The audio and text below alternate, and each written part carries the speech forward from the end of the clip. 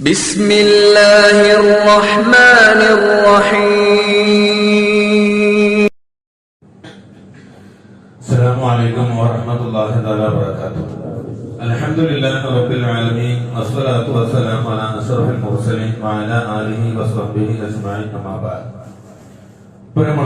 ഒരു ഗൗരവപ്പെട്ട ഒരു വിഷയം നമ്മുടെ മഹല്ലുമായി ബന്ധപ്പെട്ട അല്ലെങ്കിൽ സാമൂഹികപരമായി ബന്ധപ്പെട്ട ഒരു വിഷയം സൂചിപ്പിക്കാറുണ്ട്. അതെന്തെന്ന് വെച്ചാൽ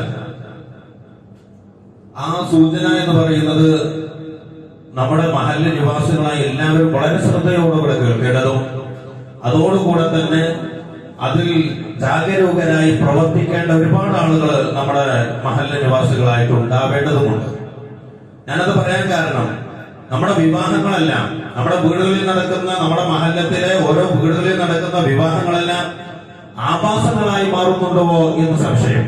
വിനീതനോട് പല ആളുകളും ഇത് സൂചിപ്പിച്ചിട്ടുണ്ട്. പല ആളുകളും സൂചിപ്പിച്ചു നല്ല ഒരുപാട് ആളുകൾ ഇവിടെ ഉണ്ട് എന്നുള്ളതിന്റെ ഒരു അടയാളമാണ് ഇങ്ങനെ സൂചിപ്പിക്കാനുള്ള കാരണം തന്നെ. കാരണം അത് നെഞ്ച് പൊട്ടിപ്പോകുന്ന ഓരോ പ്രവർത്തനങ്ങളാണ്.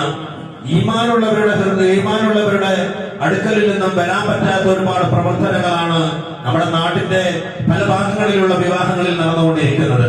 അത് കാണുമ്പോ അതിനെതിരെ ശബ്ദിക്കാതിരുന്നാൽ വലിയ പ്രയാസമാണ്. ഒന്നുകൊണ്ടുമല്ല, ഒരുപക്ഷെ നിങ്ങൾക്ക് എന്നെ കുറ്റപ്പെടുത്തിയേക്കാം. എന്ത് തന്നെ വന്നാലും നമ്മുടെ ഹബീബ് മുഹമ്മദ് മുസ്തഫ സല്ലല്ലാഹു അലൈഹി വസല്ലം തങ്ങളുടെ ഹദീസ് പറയുന്നുണ്ടല്ലോ, മാ തറക ഖൗമൻ അൽ അംറ ബിൽ മഅറൂഫി വന്നഹി അനിൽ മുൻകരി ഇല്ലാ ലം തുർഫഅ അഅമാലുഹും വലം യുസ്മഅ ദുആഉഹും. ഒരു സമുദായം, ഈ ഒരു മഹല്ലത്തിലെ ഒരു വിഭാഗം ആളുകൾ മുഴുവനും നല്ല കാര്യം കൊണ്ട് കൽപ്പിക്കാതിരിക്കുകയും അതുപോലെ തന്നെ മോശപ്പെട്ട വൃത്തികെട്ട പ്രവർത്തനങ്ങളെ തടയാതിരിക്കുകയും ചെയ്യുന്ന പക്ഷം അവരുടെ അമലുകൾ സ്വീകരിക്കപ്പെടുന്നില്ല, അവരുടെ പ്രാർത്ഥനകൾ അല്ലാഹു കബൂൽ ചെയ്യുന്നില്ല എന്ന് പരിശുദ്ധ റസൂൽ മുഹമ്മദ് മുസ്തഫ സല്ലല്ലാഹു അലൈഹി വസല്ലം എന്താ പറഞ്ഞത്? ഇത് നമുക്ക് ഒരു പള്ളിക്കത്തെ ഉസ്താദിന് മാത്രമല്ല പറഞ്ഞത്, ഒരു പള്ളിക്കത്തെ മുസ്ലിയാരെ കുറിച്ച് മാത്രമല്ല പറഞ്ഞത്. ഒരു വിഭാഗത്തിനെ കുറിച്ച് തന്നെ പറയുന്നത്. ഈ നാട്ടിലെ ഈ മഹല്ലത്തിലെ മുസ്ലിം സമുദായത്തിനെ കുറിച്ചാണ് പറയുന്നത്. ഓരോ മഹല്ലത്തിലെയും മുസ്ലിം സമുദായത്തെ കുറിച്ചാണ് പറയുന്നത്. ഒരു കൗം ഉപേക്ഷിക്കുകയാണെങ്കിൽ എന്തിനു ഉപേക്ഷിക്കുന്നു? നല്ലതിനെ കൽപ്പിക്കലിനെയും മോശപ്പെട്ട പ്രവർത്തനങ്ങളെ തടയലിനെയും ആരും ഇതിനെ മുന്നിട്ടിറങ്ങുന്നില്ല എങ്കിൽ ഒരിക്കലും തന്നെ ഇല്ലാലും അവരെ അമലുകൾ മേലോട്ട് ഉയരുകയില്ല, പടച്ചറപ്പിന്റെ അടുക്കിലേക്ക് അത് ബാധിക്കുന്നില്ല. നമ്മൾ ഇങ്ങനെ ഇവിടെ ചെയ്തു കൂട്ടുന്നു എന്നല്ലാണ്ട് മാത്രമല്ല അവരെ പ്രാർത്ഥന കേൾക്കുന്നില്ല. അവരെ നമ്മളിങ്ങനെ ചങ്കപൊട്ടി പ്രാർത്ഥിച്ചെടുത്ത കാര്യം പടച്ചറപ്പ് സ്വീകരിക്കില്ല. അതുകൊണ്ട് ഓർമ്മപ്പെടുത്തുകയാണ്, ഈ മഹല്ലത്തിൽ അത്തരം ഒരു കൗമ ഉണ്ടാവണം. എങ്ങനത്തെ കൗമ? നല്ല കാര്യങ്ങളെ കൊണ്ട് കൽപ്പിക്കുകയും അതുപോലെ തന്നെ വേണ്ടാവൃത്തികൾ ചെയ്യുമ്പോ അതിനെതിരെ ശബ്ദിക്കുകയും ചെയ്യുന്ന ഒരു വിഭാഗം നമ്മുടെ മഹല്ലത്തിൽ ഉണ്ടാവണം. അതിന് തെരഞ്ഞെടുക്കപ്പെട്ടവരാണ് കമ്മിറ്റി ഭാരവാഹികൾ, അതുപോലെ തന്നെ നമ്മുടെ മഹല്ലത്തിലെ കാരണവന്മാർ, അതുപോലെ ചെറുപ്പുള്ള ഒരുപാട് ചെറുപ്പക്കാരുണ്ടല്ലോ, അവരൊക്കെ അതിനു വേണ്ടി മുൻപിറങ്ങേണ്ടതുണ്ട്. ഞാനത് പറയാനുള്ള കാരണം നമ്മുടെ മഹല്ലത്തിന്റെ കാര്യമാണ് നമ്മൾ പറയുന്നത്. പുറത്തെങ്ങനെയെങ്കിലും ആവട്ടെ, അത് ആ മഹല്ലത്തിലെ നിവാസികൾ അത് മനസ്സിലാക്കിയിട്ട് പ്രവർത്തിക്കട്ടെ. നമ്മുടെ ഓരോ മഹല്ലത്തിലെയും അതിന്റെ ഭാരവാഹികളും അതുപോലെ തന്നെ അതിലെ ഉമറാക്കളും അതിലെ ചെറുപ്പക്കാരും ഒക്കെ ഉണർന്ന് പ്രവർത്തിച്ചിട്ടില്ല എങ്കിൽ കൊറോണയില്ല, അതിനപ്പുറത്തുമുള്ളത് വന്നിട്ട് നമ്മൾ നശിപ്പിച്ചു കളയുന്ന അവസ്ഥ വരും. നമ്മൾ ചെയ്യുന്ന അപകടം സ്വീകരിക്കാമെന്ന് വരും. നമ്മൾ പടച്ചറപ്പിന്റെ സമക്ഷത്തിലേക്ക് ഉയർത്തുന്ന കരങ്ങൾ തട്ടിമാറ്റപ്പെടും. അതുകൊണ്ട് വളരെ ശ്രദ്ധിച്ചുകൊണ്ടായിരിക്കണം ശ്രദ്ധിക്കേണ്ടത്, വളരെ ശ്രദ്ധിച്ചുകൊണ്ടായിരിക്കണം ഇനിയുള്ള പ്രവർത്തനങ്ങൾ. കാരണം എന്ന് വെച്ചാൽ നമ്മുടെയൊക്കെ ഓരോ കാര്യങ്ങൾ നമ്മുടെ വിവാഹങ്ങളിലേക്ക് എടുത്തു നോക്കുമ്പോ വിവാഹത്തിന്റെ തല മുതൽ ഒടുവരെ ഹറാമിയാത്തുകൾ കൊണ്ട് ഒരുമിച്ച് കൊണ്ടപ്പെട്ട ഒരുപാട് പ്രവർത്തനങ്ങളാണെന്ന് പറഞ്ഞാൽ യാതൊരു സംശയം തന്നെ ഇല്ല. ഓരോന്നോരോന്ന് എടുത്തു നോക്കുമ്പോ കല്യാണത്തിന്റെ ആദ്യം തന്നെ പെണ്ണ് കാണലാണെങ്കിൽ ആ പെണ്ണ് കാണുന്ന സമയത്ത് ഒരു പ്രവർത്തനമുണ്ട്. എന്തെങ്കിലും കയ്യൊന്തെങ്കിലും കെട്ടിക്കൊടുക്കുന്നു അല്ലെങ്കിൽ മറ്റുള്ള മോതിരം വിട്ടു കൊടുക്കുന്നു എന്നൊക്കെ പറഞ്ഞിട്ട് ആരണോ അതിന് ഒരു മാറ്റം തന്നത് അത് കൊടുക്കാം. നേരെ മറിച്ച് അല്ലെങ്കിൽ നമ്മളെ വീട്ടിലുള്ള സ്ത്രീകളെ അത് ഏൽപ്പിക്കാം. അല്ലാതെ പക്ഷം ഒരു പെണ്ണിനെ കാണാൻ പോകുന്ന സമയത്ത് ആ പെണ്ണിന്റെ കയ്യിൽ കൈ എന്നാൽ ശരീരത്തിന്റെ ഏത് ഭാഗത്ത് തൊടലും അത് ഹറാമാണ്. കൈ നോക്കാൻ, കയ്യും മുഖവും നോക്കാൻ മാത്രമാണ് അനുവാദമുള്ളത്. അത് തനി ഹറാം, തുടങ്ങുമ്പോഴേ ഹറാം. എന്നിട്ടോ അത് കഴിയുന്നു പിന്നെ മുട്ടായി കൊടുക്കുക എന്നുള്ളൊരു പേരില്, അതിന്റെ പേരിൽ എന്തൊരാഭാസമാണ്.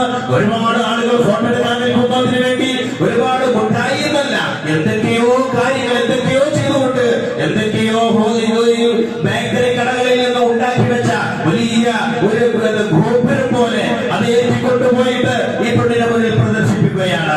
എന്നിട്ട് അത് മറ്റുള്ളവർ ഫോട്ടോ എടുക്കുകയാണ്, വീഡിയോ എടുക്കുകയാണ്. അത് സ്റ്റാറ്റസുകളിലൂടെ, വാട്സാപ്പിലൂടെ, ഫേസ്ബുക്കിലൂടെ ആയിരങ്ങൾ അത് ദർശിച്ചുകൊണ്ടിരിക്കുന്നു. പരിഹാരമല്ലേ ചെയ്യുന്നത്, പരിഹാരമല്ലേ ചെയ്യുന്നത്. കഴിഞ്ഞിട്ടില്ല, ഇനി അതിനുശേഷം നമ്മുടെ നിക്കാഹിന്റെ സദസ്സുകളാണ് വരുന്നത്. അതിനുശേഷം നിക്കാഹ് ഉറപ്പിക്കുന്നു. ആ നിക്കാഹ് ഉറപ്പിച്ചതിനു ശേഷം ചെയ്യുന്നത് നിക്കാഹൊക്കെ നല്ല ഉഷാറാകും. പള്ളിയിൽ ഉസ്താദുമാര് വരും, വേണമെങ്കിൽ പാണക്കാട് നിന്ന് തങ്ങളെ കൊണ്ടുവരും. എന്നിട്ട് അവരുടെ പ്രാർത്ഥിക്കും, പടച്ചറപ്പേ ഈ പരിപാടികളായ ഈ ഭാര്യയും ഭർത്താവിനും പടക്കത്ത് കൊടുക്കുന്ന പഠിച്ചവനെ, അവർക്ക് നല്ല സന്താനങ്ങൾ കൊടുക്കണേ പഠിച്ചവനെ എന്ന രീതിയിലുള്ള സംസാരങ്ങള്, എന്ന രീതിയിലുള്ള ഒരുപാട് പ്രാർത്ഥനകള് ആ സദസ്സിലുണ്ടെന്നു. അത് കഴിഞ്ഞവരുടെ ചെയ്യുന്ന പ്രവർത്തനങ്ങളോ പരിഹാരമല്ലേ. മഹർ കെട്ടി കൊടുക്കാൻ ഒരു പതിവ്, മഹർ കെട്ടി കൊടുക്കാൻ പോകുന്നത് പുരാപ്പുറ മാത്രമല്ല, പുതിയുള്ള സ്ഥലത്ത്, പുതിയ മാത്രമുള്ള സ്ഥലത്തേക്കല്ല, അതിനെ കുറിച്ച് ഒരുപാട് കൂട്ടുകാരികളും കൂട്ടുകാരികളുമായ ആളുകൾ ഒന്നിച്ചിരുന്ന് അത് കെട്ടിക്കൊടുക്കുന്നത് മറ്റുള്ളവർ പ്രദർശിപ്പിക്കുന്ന, അത് മാത്രമല്ല അതിനൊക്കെ ഒരുപാട് ക്യാമറക്കാരും വീഡിയോക്കാരും അത് പ്രദർശിപ്പിക്കുകയാണ്, മറ്റുള്ളവർ പ്രദർശിക്കപ്പെടുന്നു. അതിനൊക്കെ പുറമെ നമ്മുടെ നാടുകളിലൊക്കെ കണ്ടുവരുന്നു. ഏത് കല്യാണത്തിന് പോയ ഒരു സ്റ്റേജ് ഞാൻ മനസ്സിലാക്കി, തലേ ദിവസം ഒരുപക്ഷെ മജ്‌ലിസ് നടത്താനായിരിക്കാം സ്റ്റേജ് എന്ന്. പക്ഷേ പലരും അതിന് പറഞ്ഞു അതിന് മാത്രമല്ല, അതും ഒരുപക്ഷെ നടക്കുന്നുണ്ടാവാം, പക്ഷേ അതിന് മാത്രമല്ല എന്നാണ് എന്റെ രീതിയിലുള്ള പലരും ഈ മഹല്ല് നിവാസികളായ ആളുകൾ തന്നെ പറഞ്ഞത്. അത് സാധനം എന്തിനാണെന്നറിയോ, കല്യാണം തുടങ്ങുമ്പോ ഈ കല്യാണ പെണ്ണിനെ കൂട്ടിക്കൊണ്ടു പോകുന്ന സ്റ്റേജിലേക്ക്, ആ സ്റ്റേജിലൂടെ പ്രദർശിപ്പിക്കുന്നത് അന്യപുരുഷന്മാര് കൂട്ടം കൂടി നിൽക്കുന്ന ആ സ്ഥലത്ത് ഒരു സ്റ്റേജ്, ആ സ്റ്റേജിൽ ചെയ്യുന്നു ഈ പെൺകുട്ടിയും അതുപോലെ തന്നെ ഈ പെൺകുട്ടികളുടെ ചങ്ങാഴ്ചമാർ എന്ന് പറയുന്നവരും അവിടെ പ്രദർശിപ്പിക്കപ്പെടുകയാണ്. ആയിരങ്ങളാണ് ദർശിച്ചുകൊണ്ടിരിക്കുന്നത്.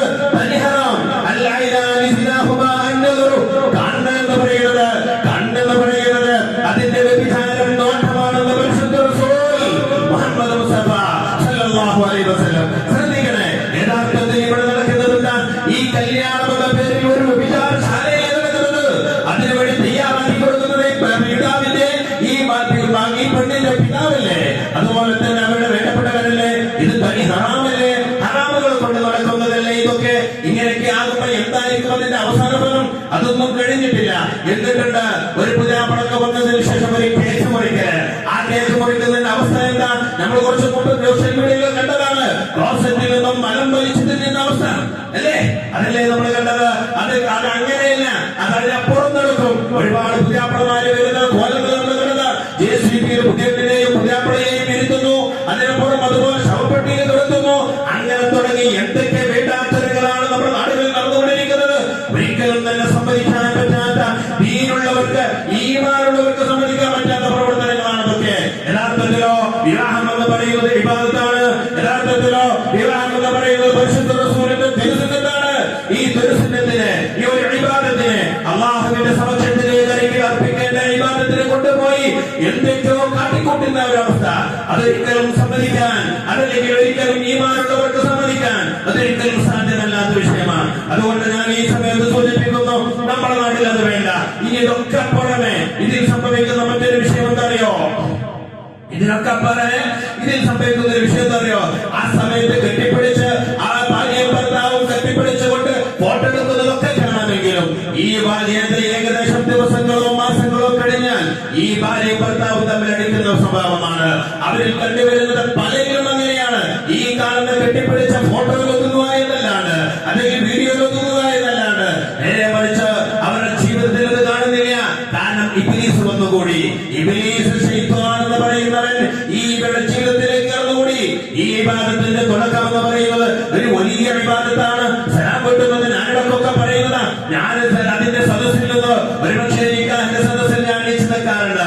പക്ഷെ ആ നിൽക്കുന്നത് പോലും പലർക്കും പ്രയാസമാണ്, പലർക്കും അത് അലോസരപ്പെടുത്തുന്ന ഒരു സ്വഭാവമായി തോന്നുന്നുണ്ട്. ഞാൻ അറിഞ്ഞിട്ടുണ്ട്. പക്ഷേ അങ്ങനെയൊക്കെ തോന്നിയാലും ശരി, ഇത് അല്ലാഹുവിന്റെ ദീനാണ്. ഈ ദീനിനെ എത്തിച്ചു കൊടുക്കുക എന്നുള്ളതും അതുപോലെ തന്നെ ആഭാസങ്ങൾക്കും അതുപോലെ മറ്റുള്ളവർക്കും അതിന്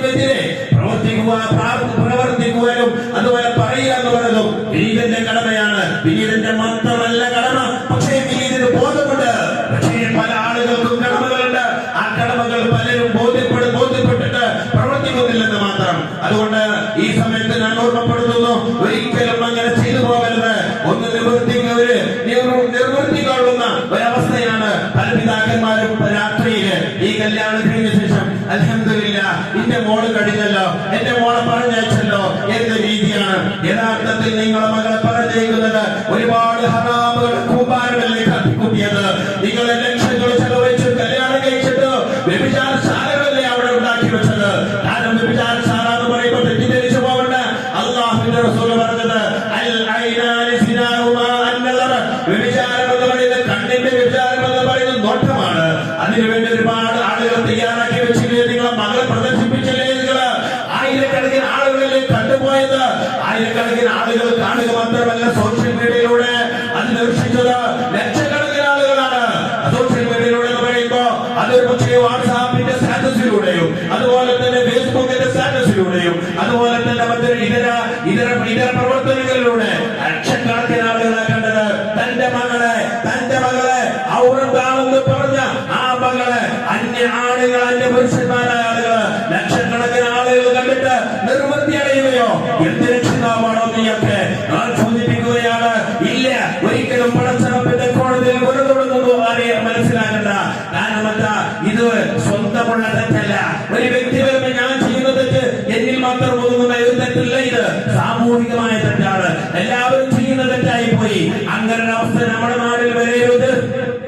അങ്ങനെ വന്നു കഴിഞ്ഞാൽ വല്ലാത്ത പ്രയാസത്തിലാകും. അതുകൊണ്ട് എനിക്ക് ആരോടും ദേഷ്യമുണ്ടായിട്ട് പറഞ്ഞതല്ല, എനിക്ക് ആരോടും പ്രയാസപ്പെട്ടിട്ട് പറയുന്നതല്ല.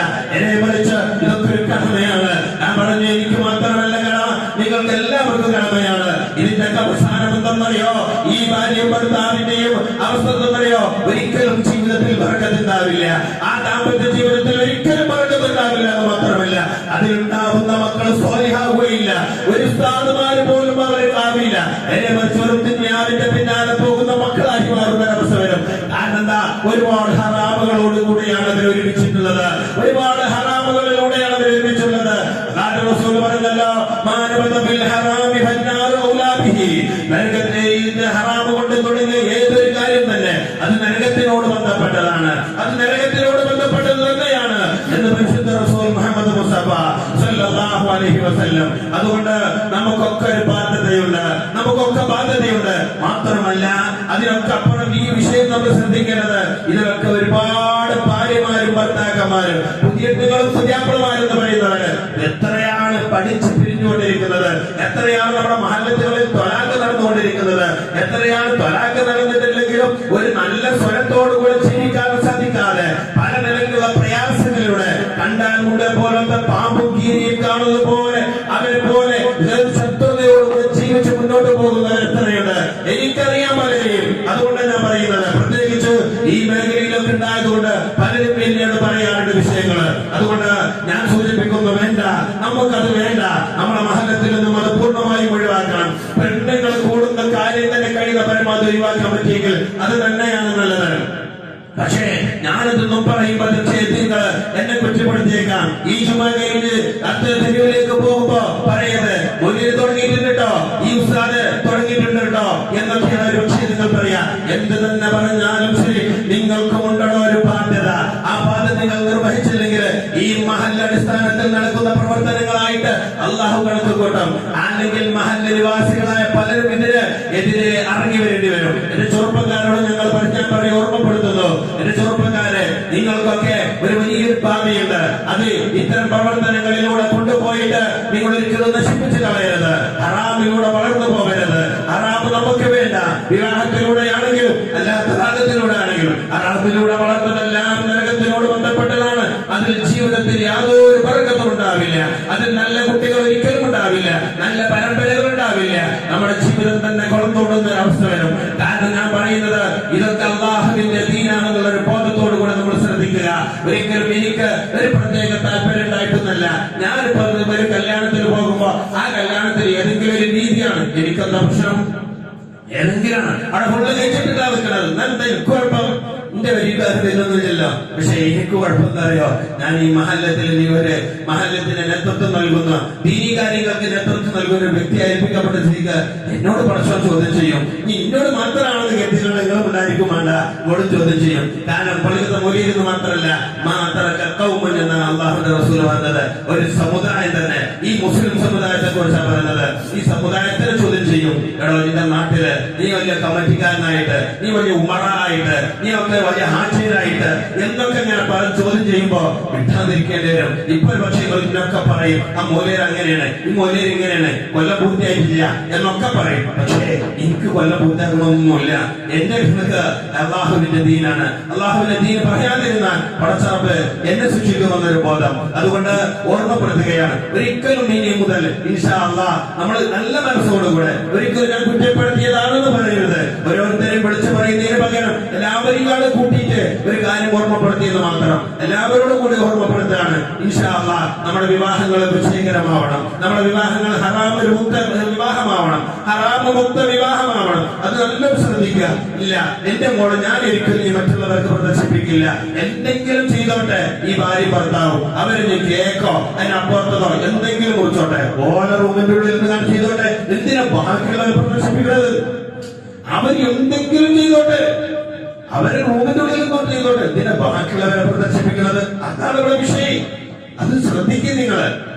അതുകൊണ്ട് ഇൻഷാ അല്ലാഹ് ഇതിനൊരു മുക്തി നമുക്ക് നേടണം. നമ്മുടെ മഹല്ല് അതിന് മാതൃകയാവണം. പലയിടത്തും നടക്കുന്നുണ്ട്, പക്ഷേ പലയിടത്തും നടന്നാലും അവിടുത്തെ ആളുകളും അവിടുത്തെ ഉസ്താദുമാരും അവിടുത്തെ ഭാരവാഹികളും അവരെ വേണ്ടപ്പെട്ടവരും കാരണന്മാരൊക്കെ അത് ശ്രദ്ധിക്കട്ടെ. അതോടുകൂടെ തന്നെ നമ്മുടെ മഹല്ല് ഒരു മാതൃകയാവട്ടെ ഇത്തരം വിഷയങ്ങൾക്ക്.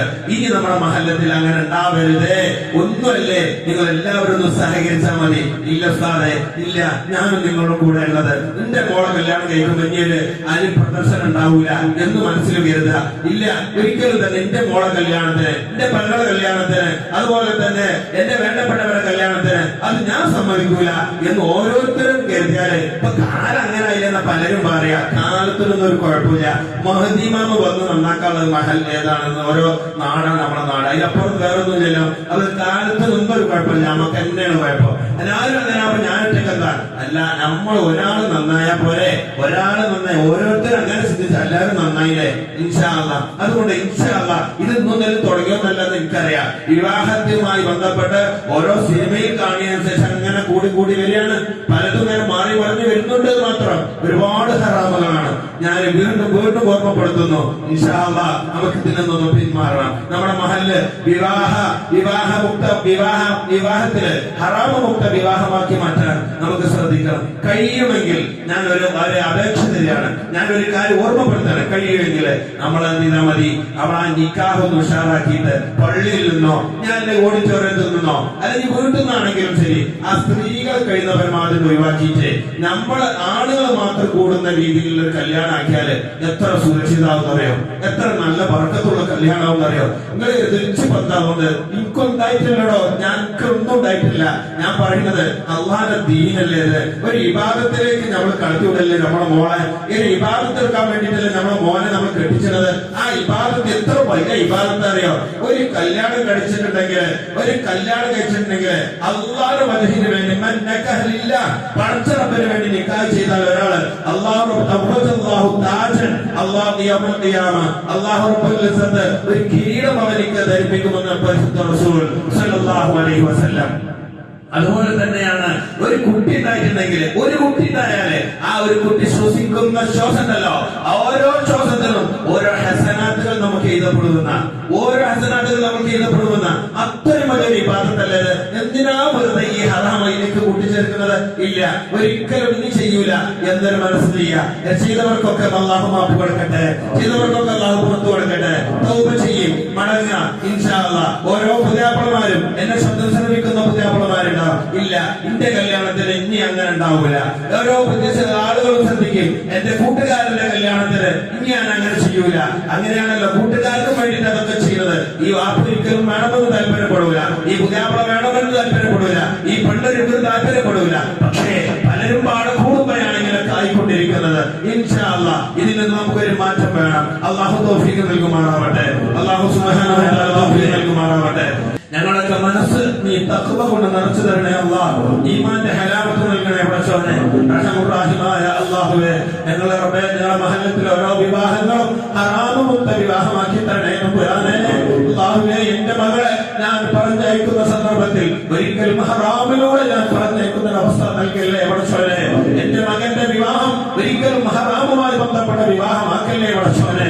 റഹ്മാൻ-റഹീമായ അല്ലാഹ്, ഞങ്ങളിൽ നീ ഖൈർ നൽകണേ അല്ലാഹ്. നിങ്ങളെ ഈ മഹല്ലത്തിൽ നീ ഖൈർ ചൊരിയണേ അല്ലാഹ്. നിന്റെ റഹ്മത്ത് ചൊരിയണേ തമ്പുരാനെ. അല്ലാഹുവേ, വന്നുപോയ സകല തെറ്റുകൾക്കും മാപ്പ് നൽകണേ അല്ലാഹ്. ഞങ്ങൾ അമലുകൾക്ക് വേണ്ടി നീ കബൂൽ ചെയ്യണേ അല്ലാഹ്. ഞങ്ങൾ പ്രാർത്ഥനകൾക്ക് നീ ഇജാബത്ത് നൽകണേ പടച്ചോനെ. ഞങ്ങൾ ആഖിബത്ത് നീ നന്നാക്കി തരണേ അല്ലാഹ്. സൂൽ ഖാത്തിമയെ കൊണ്ട് നീ കാത്തുരക്ഷിക്കണേ പടച്ചോനെ.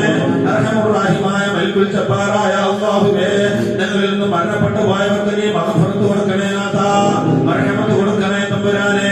അർഹമുർ റഹീമായ നാഥാ, ഞങ്ങളെല്ലാവരുടെയും എല്ലാ നല്ല ഉദ്ദേശങ്ങളും ഹാസിലാക്കണേ അല്ലാഹ്. ഞങ്ങളെ സഹായിച്ചവരെ നീ സഹായിക്കണേ അല്ലാഹ്.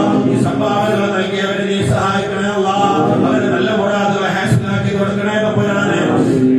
അല്ലാഹുവേ, അവരിൽ നിന്ന് മരണപ്പെട്ടു പോയവർക്ക് നീ മഗ്ഫിറത്ത് കൊടുക്കണേ അല്ലാഹ്. റഹ്മത്ത് കൊടുക്കണേ തമ്പുരാനെ. അതുപോലെ റബ്ബേ, ഈ പള്ളിയെയും മദ്രസയെയും അതുപോലെ തന്നെ ദീനീ സംരംഭങ്ങളെയും സഹകരിക്കുന്ന ഒരുപാട് സഹോദരങ്ങളുണ്ട്, സഹോദരിമാരുണ്ട്. പടച്ചോനെ, എല്ലാവരുടെയും എല്ലാം നീ കബൂൽ ചെയ്യണേ തമ്പുരാനെ.